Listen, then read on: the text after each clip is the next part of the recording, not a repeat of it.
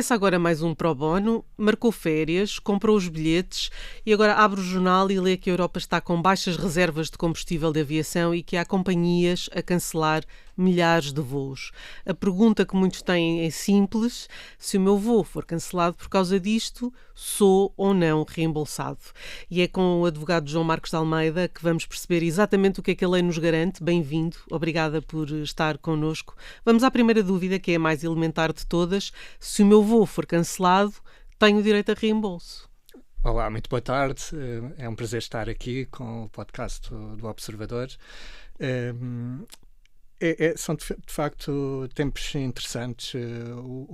Os voos, as companhias aéreas, a indústria aérea é especialmente vulnerável a estas questões geopolíticas, geoestratégicas. É uma economia mundial, mas as companhias aéreas fazem um planeamento a médio e longo prazo. E, portanto, em termos de estoques de combustíveis e compra de combustíveis, normalmente tem um planeamento de vários meses, até por questões de margens de lucros, questões financeiras e questões logísticas e operacionais, porque, no fundo, o voo que nós apanhamos é apenas a ponta do iceberg, se podemos chamar assim, de toda uma indústria, uma grande máquina que está no bastidor e que, para nós, passageiros, que apenas apanhamos o avião e chegamos ao nosso destino, normalmente não é visível. Respondendo à questão diretamente, a regra será de que a haver cancelamentos não será exatamente por questões de circunstâncias extraordinárias, que é o requisito que está previsto na lei, no Regulamento Comunitário de Direitos de Passageiros, o 261/2004, porque isso seria um caso apenas em que haja uma falha generalizada de abastecimento de combustíveis. Havendo um aumento de preços e um menor apetite de companhias aéreas para fazer esses voos, em princípio não haverá essa tal circunstância extraordinária. E, portanto, os passageiros, caso houvesse esse cancelamento, poderiam, de facto, reclamar os seus direitos a compensações. Mas a compensações além do reembolso? Há uma indenização? Poderá haver. Há indenizações que estão tabuladas no Regulamento Comunitário, que são de, vou-lhe dizer de cor, espero não me enganar assim ao dar a referência de cor, são 250 euros para voos até 1500 km, são 400 euros para voos de mais de 1500 km até 3500 km e são 600 euros para voos superiores a 3500 km. Contudo, o que acontece é que as companhias aéreas podem cancelar os voos com 14 dias de antecedência, sem que haja direito a essa compensação, mas aí terão que dar a hipótese de reembolso ou oferecer um voo alternativo ao passageiro. Portanto, são circunstâncias... Portanto, aqui, ser o reembolso ou ser a indenização depende, lá está, da circunstância extraordinária. Certo.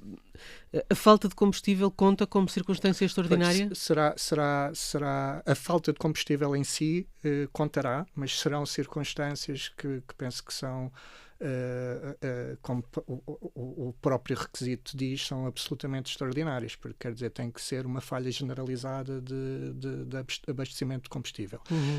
Também para dizer que isto já tem sido debatido também publicamente, os cidadãos e os passageiros podem estar tranquilos, pelo menos a curto prazo, de que não estamos na iminência disso vir a... De ficar sem jeito de voo. Sim, disso vir a acontecer. Repito que as companhias aéreas fazem um planeamento a médio e longo prazo, portanto têm os seus próprios estoques, compram o abastecimento também com alguma antecedência para antecipar subidas de preços de combustível. E, portanto, não é uma situação que se antecipe. Mas temos que ter noção que as companhias aéreas, ao contrário do que a maior parte de nós imagina, funcionam com margens de lucro muito baixas. A margem de lucro média de uma companhia europeia, uma companhia aérea, é de apenas 3,9%.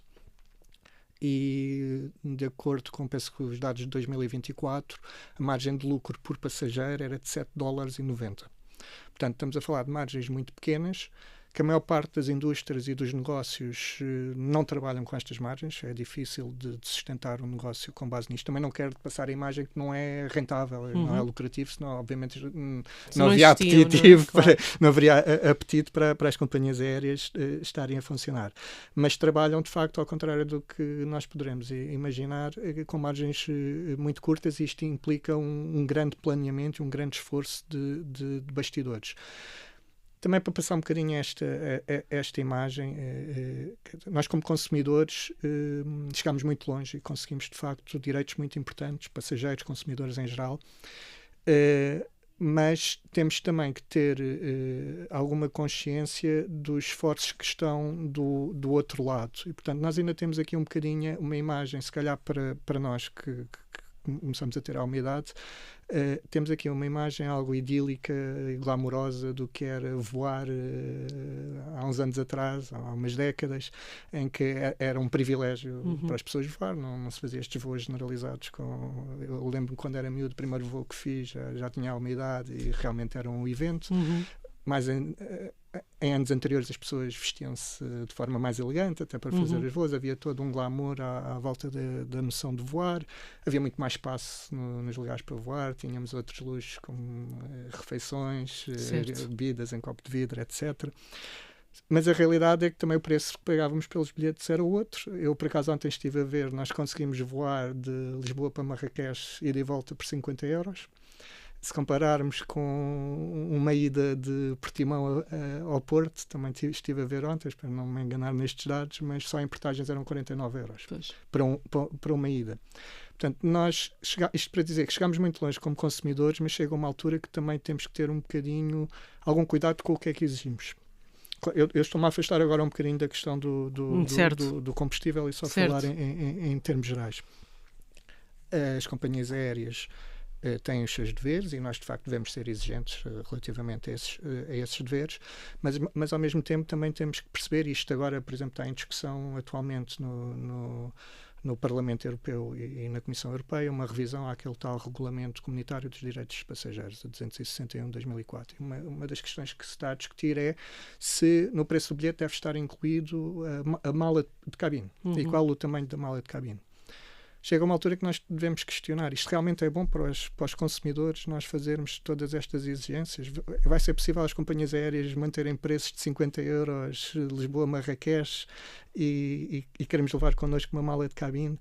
Temos noção de que não há um lugar de mala de cabine para todos os passageiros dentro do avião e que é fisicamente impossível levar malas de cabine connosco? Que há um problema de segurança do próprio avião, de peso, de distribuição do peso, que aumenta as distâncias de descolagem, aumenta as distâncias de aterragem, aumenta o consumo de combustível, quando ao mesmo tempo impomos restrições de emissões de carbono às companhias aéreas. Portanto, nós acho que como consumidores também é muito atrativo pensar que devemos exigir, e devemos quando de facto as coisas não correm bem. Também não estou aqui a querer passar um cheque em branco às companhias aéreas, mas que julgo que os consumidores e os legisladores, neste caso se calhar até mais os legisladores, também devem pensar no que é realmente positivo para os consumidores e em que altura é que vamos dar a volta ao contrário e começamos a ter que pagar mais por aquilo que exigimos.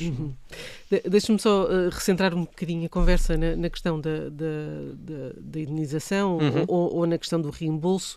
Vamos imaginar que há uma grande espera no aeroporto enquanto se resolve o problema. A que assistência é que tem direito? Pronto.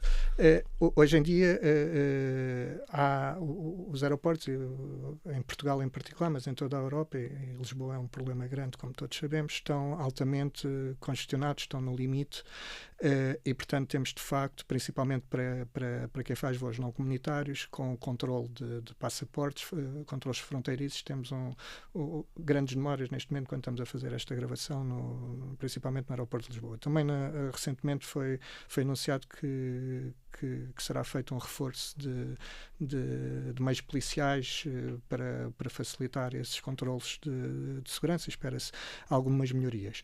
As companhias aéreas são alheias a esses atrasos, não é? Uhum. Portanto, aqui entraríamos no conceito de circunstâncias extraordinárias e, portanto, não haverá um dever das companhias aéreas de pagarem uma compensação por isso. Neste caso até me parece difícil de conceber, mas em certas circunstâncias, mesmo não havendo o direito à compensação, as companhias aéreas podem ter que garantir à mesma um dever de assistência aos passageiros e, portanto, proporcionar bebidas, um vale de refeição. Se estivermos fora do nosso país e for necessário pernoitar, se calhar não por esta questão exata, alojamento, sim. Um alojamento também. Portanto, sim, esses deveres existem de facto. João Marcos de Almeida, muito obrigada. O nosso tempo chegou ao fim. Sim, passou no instante. Fica aqui a ideia central. Reembolso, indenização e assistência não são coisas iguais, são coisas diferentes, e a etiqueta de circunstância extraordinária não é um carimbo automático. Mais uma vez, muito obrigada por ter estado connosco. O Pro Bono vai de férias e volta em setembro. Até lá.